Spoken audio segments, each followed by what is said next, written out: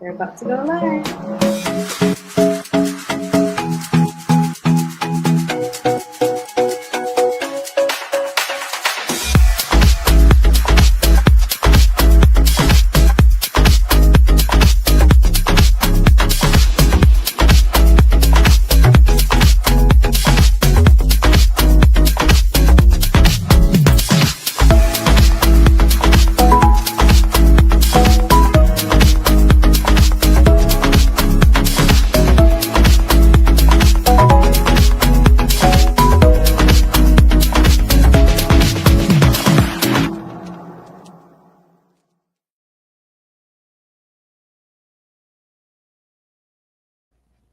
Hello, hello, and welcome. How are you? Good. Thank you for meeting with me, Natasha, and inviting me on your show. Yes, long time coming, girl, but I've been wanting to learn so many amazing things from you and for you to share with our audience. As you know, the One Self podcast is about 7 categories of overall wellness from emotional, financial, physical, spiritual, environmental, social, and fun. And today, you're going to talk to us about improving our mental health and what we can do in our workplace and in our own lives. So, the first question I have is what inspired you to start a career in mental health? What inspired me? That's a good question. Because when I got involved in mental health, it really wasn't something I intended to land in. I just Mhm. happened to apply for a position working in a psychiatric mental health inpatient facility. I had no idea what I was getting myself into. Right. Um, and I observed and learned a lot. So I started my mental health career in a mental inpatient facility, Wow. which I'm grateful for. I'm really grateful for that being my first experience because it was so intense. Mhm. Nothing else ever intimidated me after that. Wow. Yeah, I remember meeting you in our early 20s and you were doing that job, and I would every day I'd pray for you and be like, girl, just come back safe. Because Well, that's it's never it's a very difficult job. I mean, you come back with so many emotions inside of you that you have to deal with, and it's not easy. It's not easy. and it's not a dull moment, Yeah. but that was ultimately the intro to my career in mental health. Little did I know at the time it would lead me to going to school to be a counselor. That's So awesome. that started it. That is awesome. And how do you think your perspective of mental health has changed over the years? So, as I had mentioned, I didn't know what I was getting myself into. I had no idea what mental health was in my Mhm. early 20s, which is when I started that position in the Mhm. psychiatric hospital. And even when I started there, I didn't fully understand because I kept hearing people say, oh, this is all behavioral. This is all behavioral. This is all behavioral. Mhm. And so when I heard people talking about that, the people I worked with, I couldn't understand how they could tell the difference between Mhm. something that's behavioral and something that's mental health. So it really confused me more, to be honest with you. And I really didn't start getting an understanding of what mental health was Mhm. until I went to school to be a counselor. Then I really started understanding what mental health is. Um, and so it went from knowing nothing Mhm.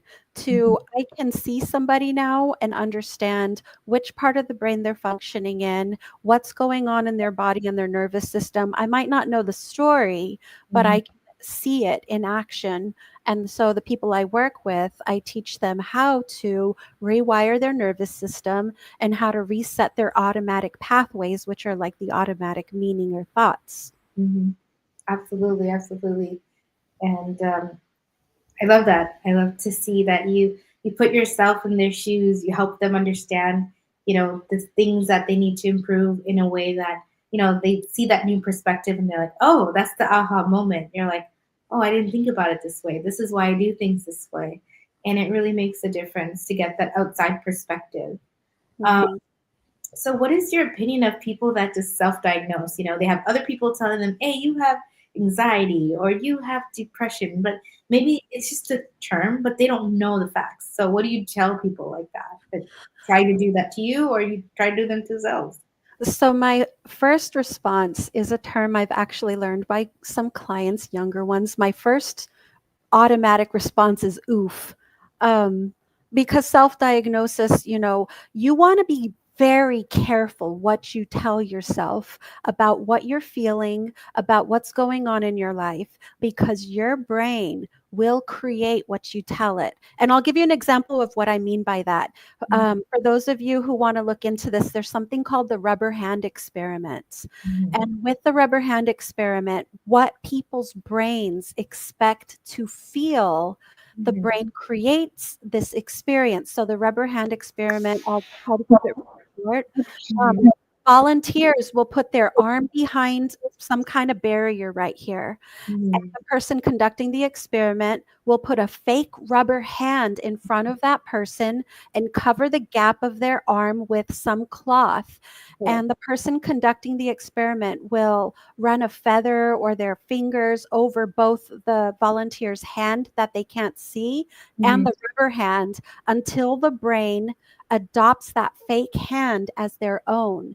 And so the person conducting the experiment will either poke the hand or put an ice cube on the hand or light a match or a lighter under the finger. And that person's brain will feel that sensation on a mhm, part that is not part of the body on that rubber hand. So mhm, that's why I say you got to be very careful what you tell yourself, because your brain will create it and your brain will believe it. mhm. So, self diagnosis, proceed with caution. It's great people want to know mental health, but you got to be careful what you tell yourself. Of course, of course. And I'm a firm believer that, the I am statements are really important to tell yourself. The positive of powerful thinking, about positive thinking. You have to proceed with caution, like you said, if you continuously tell yourself, I'm not going to lose weight, I'm not going to be happy, that starts to manifest in yourself. And I'm a firm believer. That's why never say never. That's a statement for a reason. Yeah. So, what experiences have shaped your therapy career? Whew, there's been so many experiences. It's hard to narrow it down. So I initially started going to school for counseling based on my experiences in that inpatient facility. Mhm, I'm not very big. I'm not very intimidating. mhm, So that was helpful for me, because in the inpatient facility that I happened to work in, it was not a voluntary place. Some people would go voluntarily, but mhm, a lot of people were forced to be there. So they were not happy and they could become very combative. mhm, So I got really good. I had to get really good at talking to people. But as I talked to people, something I noticed in every one of their lives was pain and regret and loss, mhm. especially coming out of the childhood experience. Sure. So when I started seeing that more and more and more, it influenced me to want to work in the marriage and family field. So Mhm, that's what inspired me to go the route of systemic awareness and education to do marriage and family therapy. mhm, But once I started my experiences through the I'm trying to blank here, practicum and internship, mhm, I started noticing that everybody was diagnosed with depression and anxiety, but mhm, the interventions designed for that didn't seem to work. And I felt like I was missing something. So over time, I started seeing how prevalent trauma is, mhm, and even how trauma and stress lead to chronic pain or chronic illness. mhm, So, because of those experiences, which were pretty scary, to work with trauma and suicidality and the things that drive that, absolutely. I started developing more and more awareness and Mhm, attending more and more trainings that are trauma specific, mhm, complex trauma specific, absolutely. chronic pain, and somatic and emotional. It is so true. Trauma does affect every aspect of you. It can lead to panic disorder. It can lead to, the way you think about things. Gives you an unrealistic reality that you think is reality, but it's not. And so that's why it's really important to seek the help when you need it and not be afraid to do so. So, so your Yeah. specialty you said was marriage family therapy. I went to school for marriage, couple, and family counseling. I do work within those systems, but Mhm. what I really like to work with, my huge passion, and I still pull trauma awareness and a trauma informed approach to systems, but I really like doing the complex trauma, the chronic Mhm. pain, the suicidality, the dissociative experiences. That's where I feel I do my best work. Yes, that's awesome. And the thing is, you're continuously learning. I love that about you because the trends in mental health keep changing. The DSM. I mean, there's so much to this, and obviously you're the therapist, so you have to also know the patients who are on medication and the side effects that go with that. So a lot of training you have to go through continuously, I'm sure. Yeah, absolutely. So, given that, how does this trauma live in our bodies? Like, how do people show it in their bodies?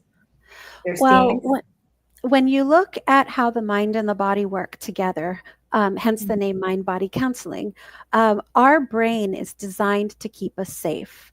And so our brain is always processing even what we don't know that it's processing or receiving through its information system. And so when we live through traumatic or scary or painful life experiences, the brain will take elements from those experiences and put them into our subconscious functioning as red flags. And Mhm. so when the brain sees anything that is remotely consistent or reflective of that experience or that trigger, the Mhm. brain will communicate to the body how to Mhm. respond. This Okay. could come out as aggression, this could come out as anxiety, this could come out as zoning out. This can be displayed through dissociative experiences. This can also come out as a shutdown, which Mhm. is a form of depression. It's looking like this person is being lazy. Mhm. So, again, you want to be careful how you frame things because the body is responding. We Yeah. see the way people's bodies um, work in the workforce or in our families, Yeah. and without us actually knowing what's going on with that person, we're the best we can do is label it, which isn't always right, and Yeah. then we learn to label ourselves. So whatever happens in our day-to-day lives, whether we become reactive or we shut down, that's the way that the trauma lives in the body. It's not just trauma, it could be traumatic stress or toxic stress, I apologize, Yeah. but it can also be trauma. Mhm. Mhm. And we've all had our own, times where we've felt down, felt anxious, but we have to know when it's the time where it's like we really feel worse than we need to, and maybe we got to take that step and say, I need to find a therapist, I need to work on myself, because the more you try to think about it, the more it's not going to be released from your body, and you can feel it. Your muscles get tense, you're unable to sleep, you're not eating properly, and there's different signs of when you And feel a certain way. and we're basically throwing our energy in the trash can. Not that it's something we consciously do, but we've learned that certain ways of being is not acceptable, especially in the workplace. So we Yeah. end up suppressing these things that we're carrying, and Mhm. then we take it home. And Mhm. that's not pretty when we take it home just to make it through the workplace and we're pushing this down. But we can only do that for so long before these behaviors start to manifest, even in the workplace. Excellent.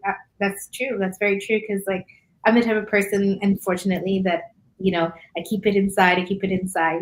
But then what happens is like you become like a Coke bottle, and then you're like, oh my gosh, like if I would have just wrote down my feelings, if I would have just talked about it, it would have not been said the way it's said. And then at that point in the workplace, like you can't go through those things without having a conflict, and then now dealing with that conflict because you didn't talk verbally to the person about how they made you feel. So that is very difficult scenario to be in. Exactly. And when I talked about be careful how we label people, we carry these judgments and we carry these labels Absolutely. that come with us in our home life, in our workplace. And Mhm. when we see somebody that's lazy, then we label them that way. We give out disciplinary action. If Mhm. somebody's becoming reactive, we see it as them being aggressive in the workplace or causing I forget the term, creating a toxic work environment. That's the best I can come up with. But what's really going on is that we're carrying heavy amounts of stress. Maybe we're not sleeping right. We have intrusions from our past traumatic experiences that show up and influence our emotions. And Mhm. then our body reacts in a way that we had to learn to react. And so in the workplace, it no longer is safe because we're either going to be punished or threatened to lose our job, or we're going to be condemned in some way that we end up pushing more until we quit, or we get write-ups until we're fired. Mhm. Makes sense, yeah, because people can tell, when you're going through that moment, even if you're quiet, even if you're just going to work, doing your job, they can tell that, something might be off. You're not smiling, you're not, interacting the same way. Um, and, some people in the workplace might care and be like, hey, what's going on? Like, let's go to lunch, let's talk about this.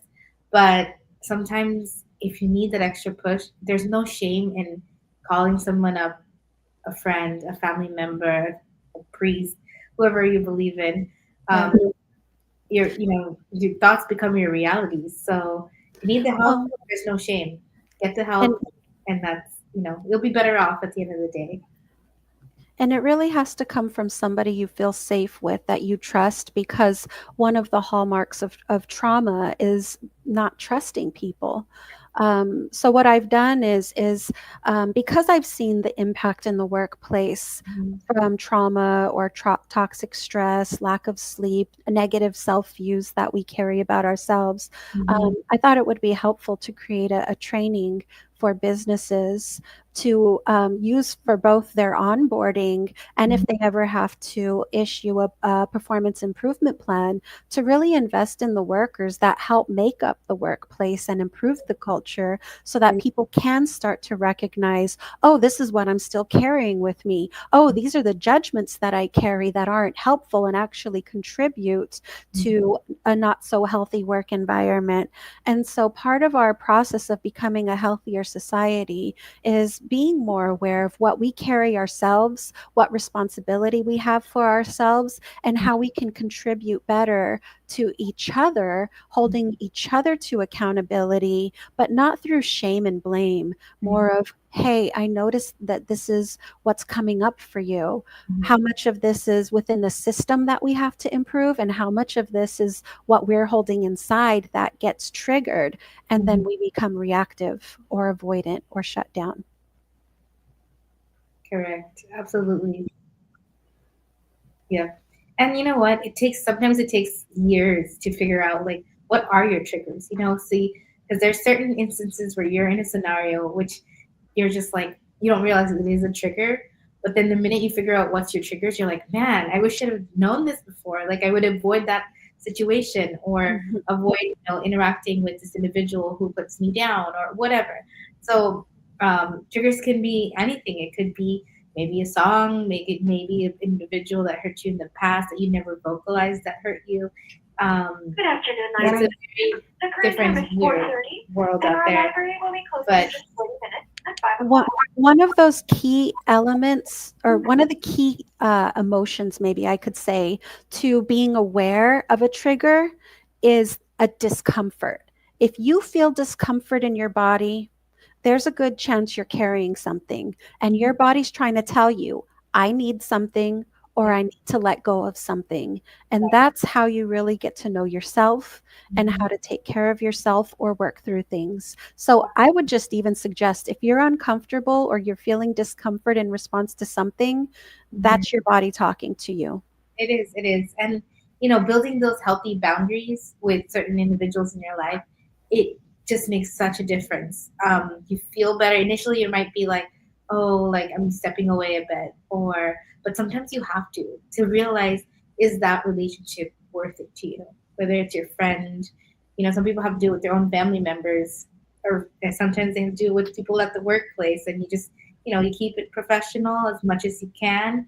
And then if you can't, well, that's why you have to talk about it and say, hey, you know what? I feel I need some time with you apart to talk after work and deal with an issue I had.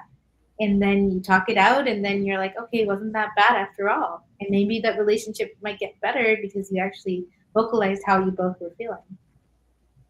Yeah, you can always do that. There's always if there's a will, there's a way. If you want to repair a relationship, if you care enough about that person, both those individuals have the choice to talk it through. And if you need help, get the help, and then be able to talk it through once you're done learning. Yeah, absolutely. So, how can we support mental health in our community?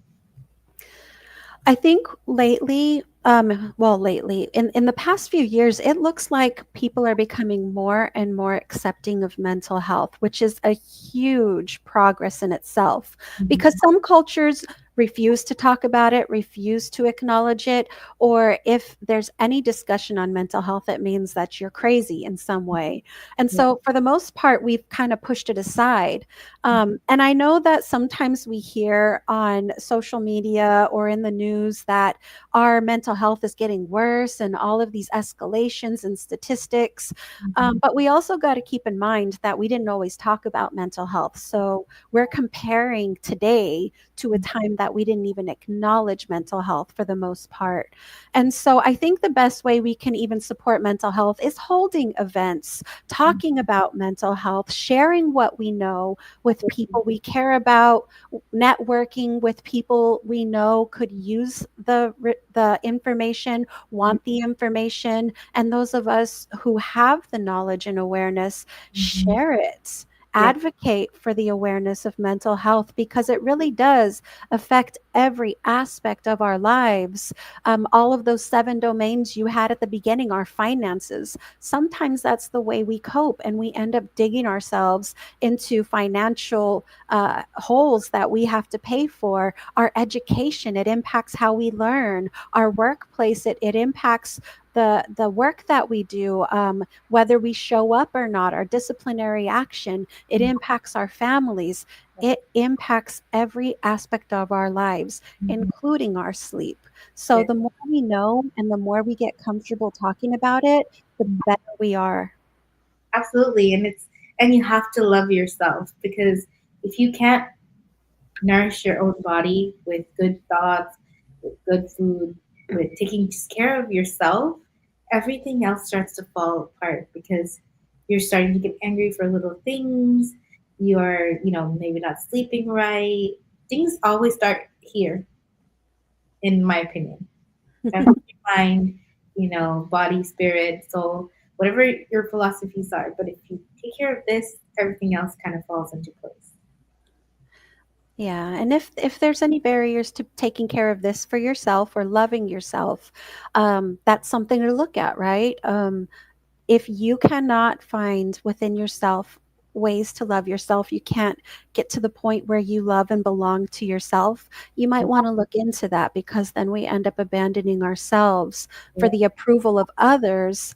And when we go outside of ourselves for that love and belonging, that restricts another person from having their bad mood, because then all of a sudden, let's say if it's us, if I don't love and belong to myself, and we meet up somewhere and maybe you're having a bad day and you respond to me in a way that I don't normally see, then I'm going to wonder, is she mad at me? Did I do something wrong? What was it that I did? And so when we don't love and belong to ourselves, it takes other people's ability to have their difficult moods around us without us thinking we need to fix it in some way.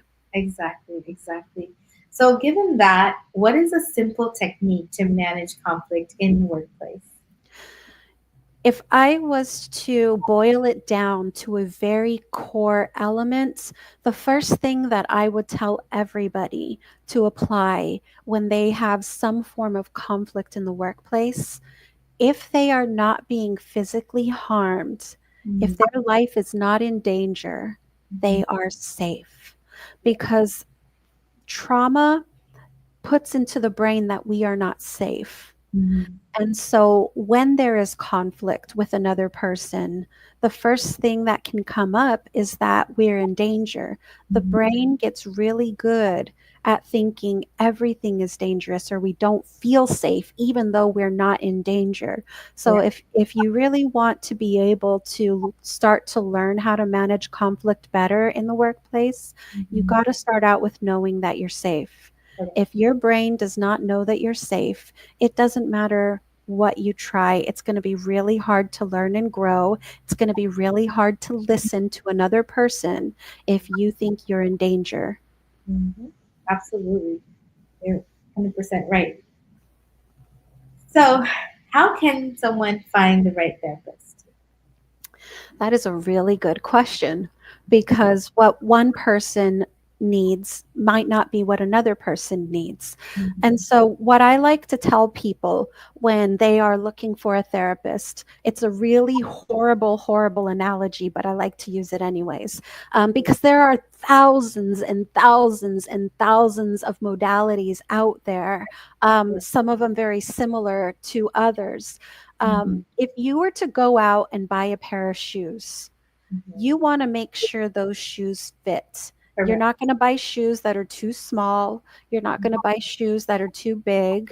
So, Mhm. the same thing with a therapist. When you look for a therapist, do a consultation. Most therapists do free consultations. Read about them on their website or wherever they might be listed, like Psychology Today Mhm. or Monarch, and see what therapy styles they use. Mhm. Look them up. If you're not familiar with that therapy style, look it up and see if that lands well with you. Your body will tell you. If you read about that therapy style and you're like, I don't know how I don't see how that's going to work for me, Yeah. move on to the next or use that as part of your consultation. Hey, I read these are the therapy styles that you use. Can you explain to me how you would use that, let's say, with what I'm bringing to you? Yeah. So make use of the consultations, look up the therapy styles. You can look up on goodtherapy.org. They have a long list. It's Mhm. not even all of the therapy styles out there, but they have a huge list of Mhm. therapy styles that explain what they are and see if that speaks to you so Mhm. that you are aligning with a therapy approach that Correct. works for you. The therapeutic alliance is also incredibly important. If you don't feel safe with that person that you're working with, it's going to be really hard to be vulnerable enough to make change. Yes, and you have to be able to trust them, because if you can't trust who you're talking to, then you're not going to like really put into effect what they're trying to teach you. Right. So you have to be, you have to like their style, like you said. You have to trust them, and you have to start implementing what you hear and what you learn. And to that trust, you don't have to trust them fully right away. When I meet with my clients for the first time, I let them know that I hold a responsibility to them to Correct. create a safe enough environment so Correct. that they can be vulnerable because we are strangers. When you meet a therapist, we're strangers. Mhm. And part of building that alliance is building the trust. So, yes, you want to trust your therapist, but also be aware that it's going to take some time to build that trust. Absolutely. Um, because if you try to trust them right away, you're teaching yourself to trust a stranger, and Correct. you don't want to do that. It's the same thing you would do in your workplace. You build that relationship, how your working styles are, how you communicate. And it takes time to build, build, build, and then eventually you have a flow, and it works out really well for you in your work environment. So, Yeah. absolutely. So, thank you so much. Before I end this episode, I want to ask you, what inspires you daily? Well, first, my kids, right? My family. Everything I do is for the world that they're going to grow up in. But I also know that there is a lot of pain in the world. The more I started learning about trauma, I was seeing it everywhere. Mhm. Um, so, children in general are future, Mhm. but people, I love people. Everybody's story is sacred to me. And I think that if we can contribute to positive change in society and worldwide, we can create a better future for our youth and future generations. Absolutely. And it's never, you're never too old to get help. You're never too old to ask, how you feel to yourself, to say, okay, I need to change. Change can happen whenever you want it, as long as you believe in it. Yes. So, on that note, if you want to see the replay, guys, go to At One Self Consulting on YouTube and Facebook. You can also visit my website, oneselfconsulting.com, for more information about what our company does. And if you want to get in touch with Patricia, you can find her here at themindbodycc.com. So thank you so much for being on our show today. You gave so many amazing nuggets, and I can't wait to have more people know about the amazing things you do in our community. So thank you so much, and Thank thanks. you, Natasha, for having me. And I hope that the information was helpful to viewers. It's going to be wonderful stuff, and I will watch it back too and take notes myself. So Sounds good. around at Rotary, and we give back to our community all with Rotary as well. So thank you for joining us, and look forward to wonderful things in the future. Thank you so much. You're welcome. Bye bye.